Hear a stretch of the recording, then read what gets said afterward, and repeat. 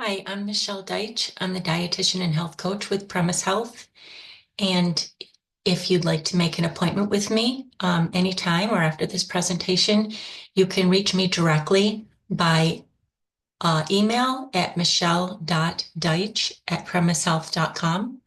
You can also call 502-1356, or you can just schedule online through the MyChart. So whichever is easier for you if you're interested in having a one-on-one visit on nutrition or health coaching.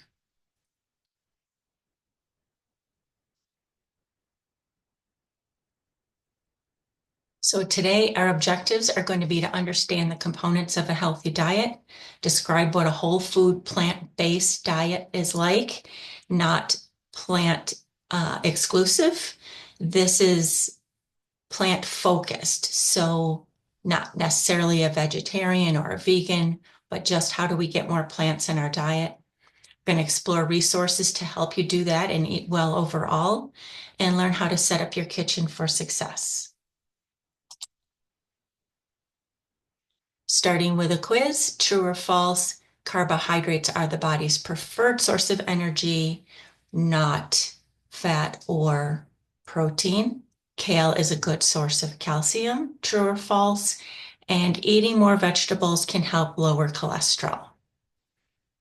Yes, these are all true. Carbohydrates are the body's preferred source of energy. Kale and other leafy greens are a good source of calcium, and the fiber in vegetables can help lower cholesterol.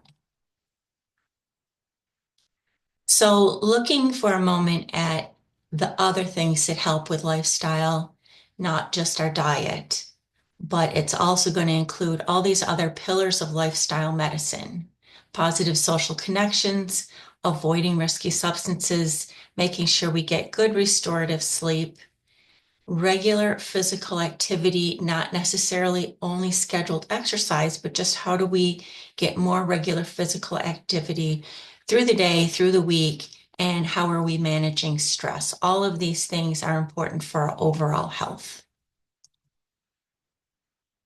So looking at some of these diseases that are very, very common, and we think about how much genes drive those diseases, but mostly they are driven by, related to, or influenced by our lifestyle.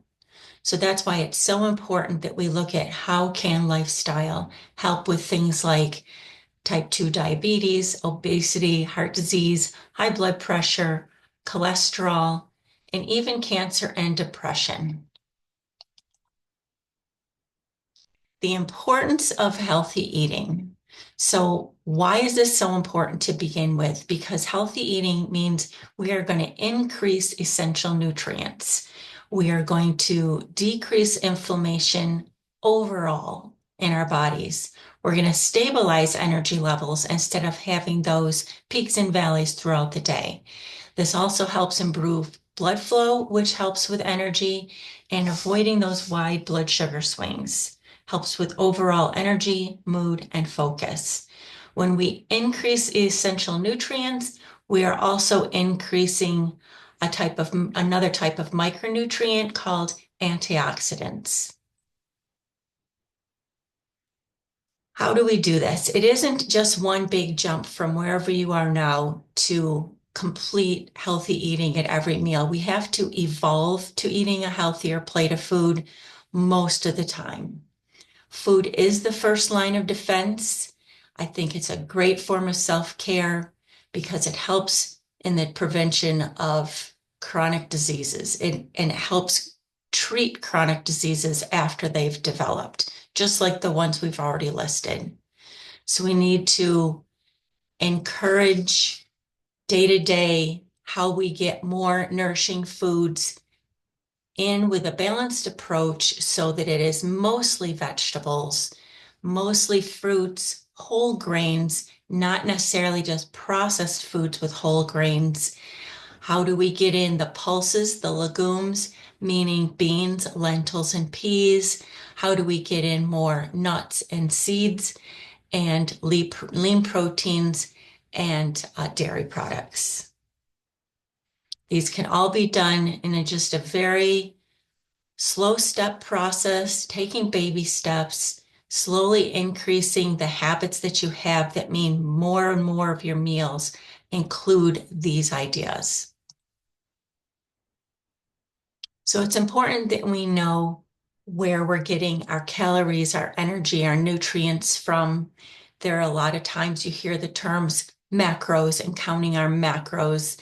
Macros means macronutrients, and that includes carbohydrates, fats, and proteins. These are the only places we get calories from.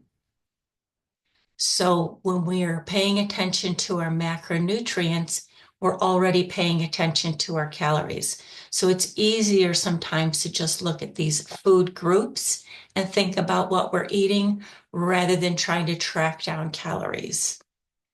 Carbohydrates are the preferred fuel source for your brain and muscles.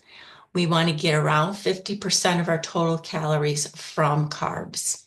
Fat is insulating, it protects our cells. It's double the energy density of carbs and protein. So fat is high energy, and that's why we want to eat right so that when we're exercising, we're able to burn through that fat. It's also essential for vitamin absorption, and that's why we don't want to have fat-free salad dressings. We want to be able to get those fat-soluble vitamins like A, D, and E from our salads by having a little bit of fat with that salad as well. Protein is essential for repair, maintaining and building and rebuilding body cells. It replaces cells. It's our energy source of a last resort. So we can't go just on protein because our body does need those carbohydrates. But having about 25 to 30% of protein in our diet is essential. That creates a good balance.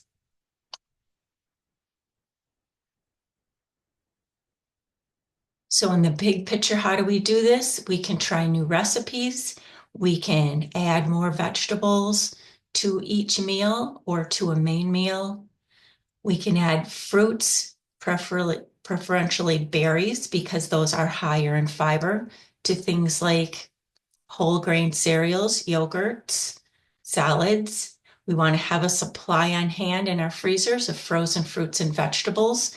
They are frozen at their peak freshness. They're often more energy rich or nutrient rich, I should say, than the fruits and vegetables that have been on a truck for a while, in the store for a while, in our own fridges for a while.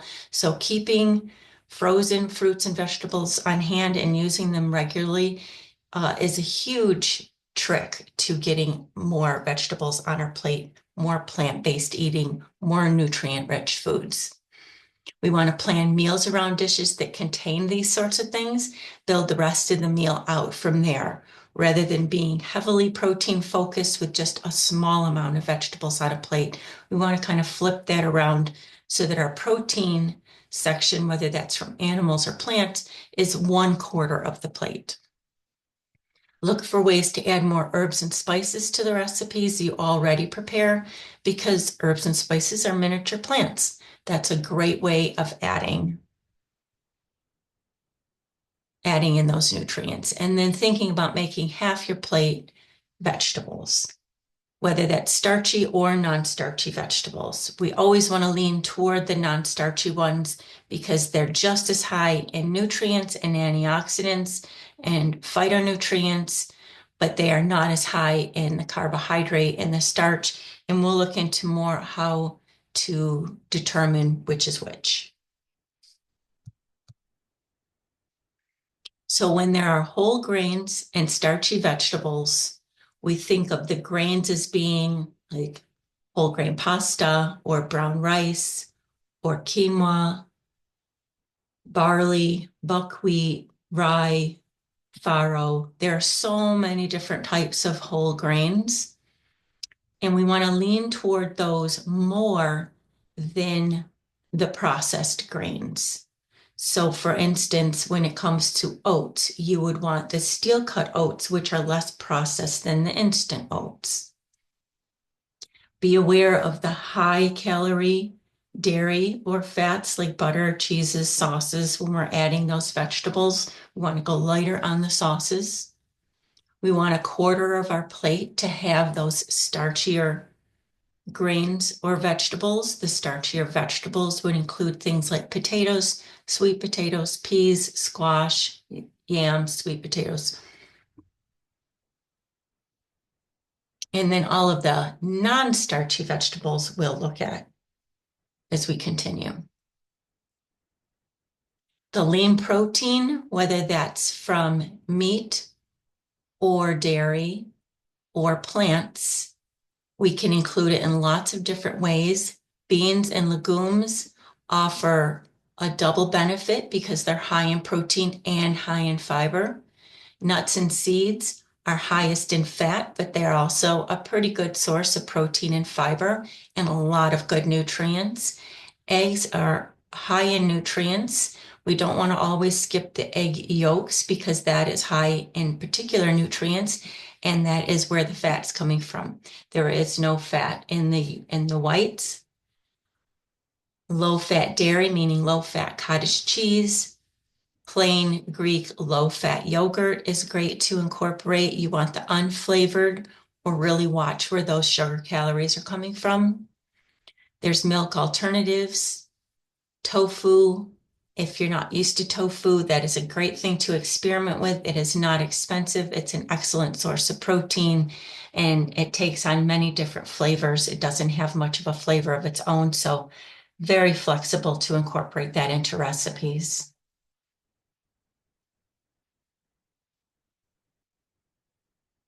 We want to choose our fats wisely. Unsaturated fats is one way of looking at that. There's saturated and unsaturated fats. The unsaturated are going to come from the fish, nuts, seeds, avocados, and a small amount of vegetable oil is okay. We want the least processed as possible. So getting the cold pressed in our oils is very good. Be aware of portion sizes. No matter what type of fat it is, a tablespoon is going to have about 100 calories in it. That means it's very calorie dense. Another way to look at fats and choose them is to look at the difference between omega-3 and omega-6 fats. It's not that we really need to know the difference between the two. We need to know that we get way too many omega-6 and not enough omega-3s. That's where we want to start getting the things like the fish and the nuts and the seeds. We're going to get the omega-6 from things like the soybean oil, sunflower, grapeseed, corn and peanut oils, canola oils. Those are high in the omega-6. If you're eating a lot of processed or packaged foods, you'll recognize that the fat in there is almost always going to be the high omega-6 fats, not the high omega-3 fats. So it's really important for us to get more of those fish, nuts, and seeds and avocados and olives in our diet on a regular basis to help balance that out, to keep that ratio in better proportion. So less of the omega-6, more of the omega-3. We do need both. Our body cannot make them. When we look at trans and saturated fats, we want to avoid all trans fats. We do not need any of those in our diet. The easiest way to know if you're getting a trans fat is if it says partially hydrogenated oil on the ingredient label. So it's not going to say it on the nutrition facts label. It's going to be below or next to that where it says partially hydrogenated oil. That equals trans fats.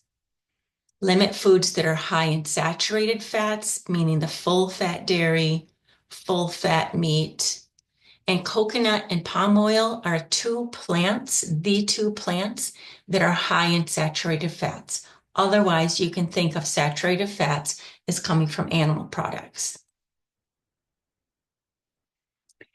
I think this is a great way to look at carbohydrates.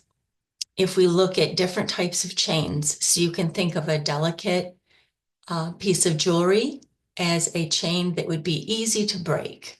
Then you could look at a bike chain that is definitely sturdier, but still relatively breakable. Then you look at the really heavy chain that would be much, much harder to break apart. And you probably couldn't just break it. It would have to be cut apart with a tool.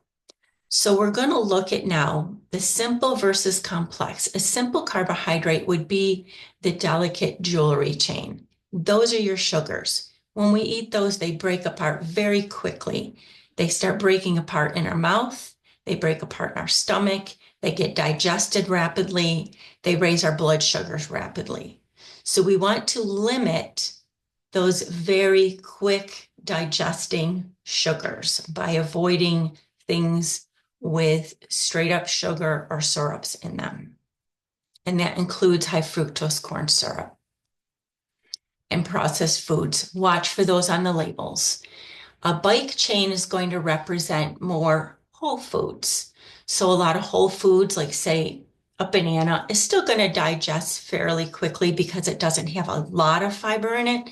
Much better choice than processed foods, but not as good of a choice as something with high fiber. So we do want to focus quite a bit on whether we're getting fiber throughout the day, because fibrous foods and foods high in fiber, so things that have the skins and the seeds and the peels that we're able to eat that are edible, what we used to call roughage, the more we get of those type of foods, the more fiber we get, the better it is, because fiber needs another part of our body to help break that down. So just like you'd need a tool to break apart that heavy chain, when fiber gets all the way to our gut, because it's literally not digested through the rest of our digestive system, fiber gets all the way to our microbiome where we have the healthy bacteria, and they have the power to cut through that fiber.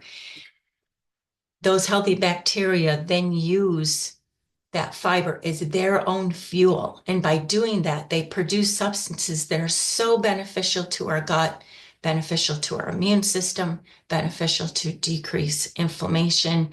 So as you look at this and you think of those chains of carbohydrates, we want to, as often as possible, eat the ones that are going to be heavy duty enough to make it all the way into the lower part of our gut, where they can get worked on by those good bacteria.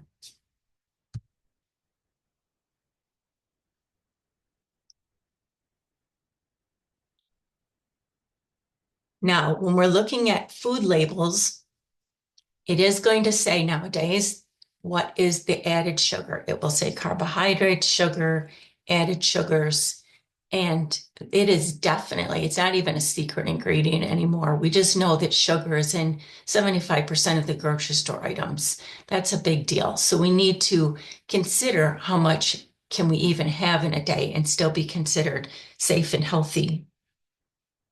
According to the American Heart Association, we're able to have between 5 and 9 teaspoons a day. Lower end for women and kids, higher end for men. 4 grams equals 1 teaspoon. So that may come down to about 24 to 36 grams per day. How do we know if sugar is high in a food? Go right to the ingredient label. If sugar is in the first 5 ingredients, that's going to be a high sugar food. And you really would need to pay attention to how many grams am I getting a day? How many servings am I having of this? How many teaspoons does that equal? A big one is the sweetened coffee creamers. It's really difficult to know if we just pour that in, how much we're getting. So if you're using that, you want to be able to pour that in a way that you can measure it out, look at the label, see how much you're using, see how much sugar you're getting. But it's worth doing it from any food that you get on a regular basis. Look at those labels and measure out how much you're getting so that you're aware of it. So back to when we talk about whole grains, what do we mean by a whole grain? If you look at a field of wheat or a field of oats, you can see the whole grain. Some of that has to be removed so that we can get to the edible portion of that grain. We want to eat as much of that edible portion as we can. So whole grain means all of that part that we can eat after getting it from the field. what happens is a lot more of that edible portion gets removed in the process of refining. They remove the bran and the germ. Those are very edible and very nutritious. So when a grain is refined, they add synthetic vitamins to replace the ones that were removed. So when we get a whole grain, all the nutrients are still intact. The definition of enrichment is to make something fuller or more meaningful, the process of adding micronutrients to food. Well, they didn't need to add anything to grains until they started removing things from grains. So it's very backward to think about how we look at white bread versus 100% whole wheat, whole grain bread. If they hadn't removed the good stuff in the beginning, they would not have needed to create an Enrichment Act in the 1940s. So go for the whole grains as much as possible. When we look at fighting inflammation, that's kind of like a slow burn fire going on in us all the time. We don't want that. Inflammation is an excellent, wonderful, life-saving thing. If we break a bone, if we get a bee sting, whatever happens that creates an insult to our bodies, we want our immune system to create inflammation at that time, and that calls in all of the immune boosting things to help heal whatever has happened. What we don't want is constant inflammation from stress or from foods. So looking at the foods on the bottom, those are only going to add inflammatory processes to your body. We don't want that. We want those 6 foods in those categories of foods up on top to create anti-inflammatory or to block those inflammatory processes in our body. How do we hydrate? There's like a billion choices out there when you go to the store now, when we look for what is something fun or good to drink. But the bottom line is we don't wake up deficient in any of those things except water. We need water, mostly water, all day long. Have some water. The way you know that if you're getting enough water is if your urine is pale in the middle of the afternoon. I say the middle of the afternoon because we don't want to overhydrate just before bed. So make sure you're sipping on water that can be infused with a lot of different things, but still be skipping those sugary, sweetened things. There's a lot of energy drinks out there. Keep in mind, in order for it to have energy, it has to have calories. If you got a sugar-free energy drink, then it's not an energy drink. It's just what they're allowed to get away with in labeling. So we want energy, but we don't want it necessarily from sugar. So basically that's what you're getting in an energy drink, or if you get the no calorie one, which is no energy, then you're getting an artificial sweetener. So try your best to get sparkling water or plain water as often as you can. The sparkling water, the one caveat with that is that it is carbonated, and that does act like an acid on our throat. So you don't want to do it entirely. There could be issues with your esophagus, maybe some reflux or some dental issues. But as far as nutritionally, if that helps you drink more water, then having that sometimes is fine. So if we stop for a minute and don't even think about what we're choosing to eat, just we'll take that off the shelf for the moment. But if we think about, instead of what we eat, but when are we eating? Why are we eating? How much? So using a hunger scale, thinking of 1 to 10, 1 being is when we're super, super hungry and we've waited way too long between meals, and now we could eat just about anything and still not feel full. We don't want to get down to that 1 and 2. That's why we want to eat regular meals throughout the day. We want to be sitting around a 4, 5, or 6 between meals and just feel good with that. We do that when we watch our protein and our fiber. When we do eat, we want to be able to stop at around a 7.5 or 8. We want to just be satisfied. We don't want to eat till full. We don't want to eat to a 9 or 10 where we start to feel uncomfortable or too full, because then we don't want to move. Then it's more than what our body actually needed, and that excess is only going to be able to be stored as fat. So think about a hunger scale the next time you eat, thinking about why you're eating, not just what you're choosing, how much, and how satisfied do you feel after you've eaten it. All these go into a mindful eating process, and it can be very, very helpful to learn mindful eating. Another reason you may want to meet with a health coach.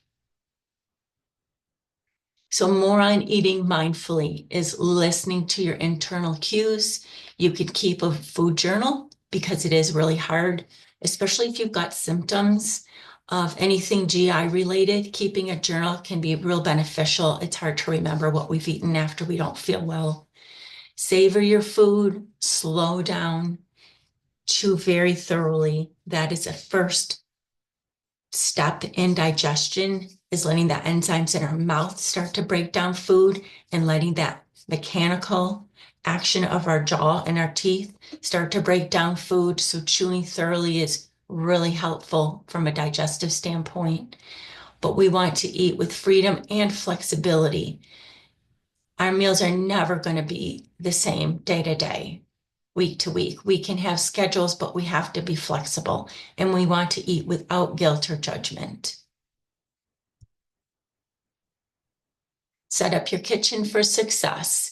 Keep the things that you want to eat more of easy and obvious. Keep the things you want to eat less of very inconvenient, even impossible to get a hold of. So maybe don't even bring things in the house if you find them too tempting. If you do want to bring treats in the house or things that you don't want to eat often, but you still want to have it around, keep them in tall cupboards up on top, keep them way down in the bottom in the back, keep them in the freezer. Just don't make them easy and accessible. Make the things you want to eat more of easy and obvious. Here's a list of pantry staples. This can be very helpful to keep a certain amount of things on hand so that you can pull together quick meals. These days, we do tend to look at a meal and thinking it should look like something from a restaurant or something from a cooking show, but meals can be light and easy and simple and still be very healthy. So we don't have to overcomplicate it and then get worn out from making too many decisions. We need some basics of just simple meals that can be made with pantry items, and this is a start for that.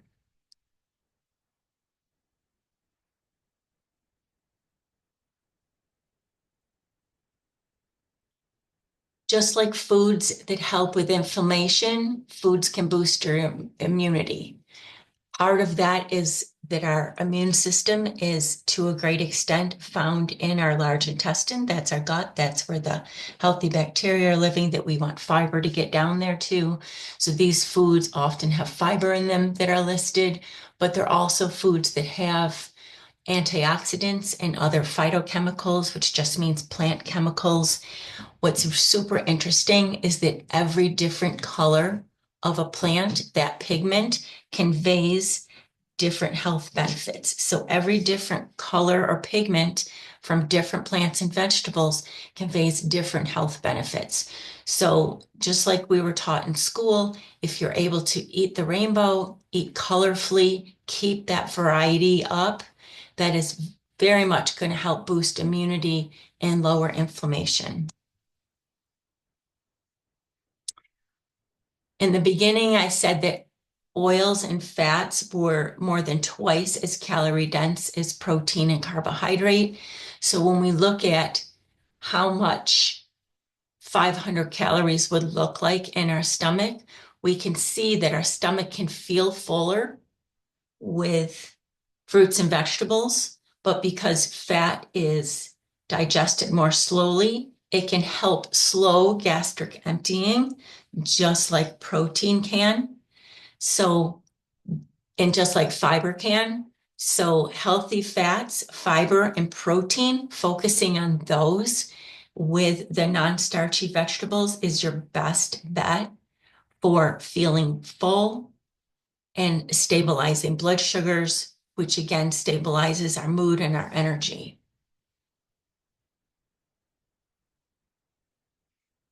Through Premise Health, we get a lot of handouts through the American College of Lifestyle Medicine. Dr. Michael Greger is one of the contributors to that. This is one of his lists on how to keep track if you're someone who likes to track or likes to measure. This can give you good visuals. If you message me, I'd be happy to send this to you through the MyChart. This can help for people who like to look at this kind of handout and be able to check some boxes and keep things colorful with a good variety.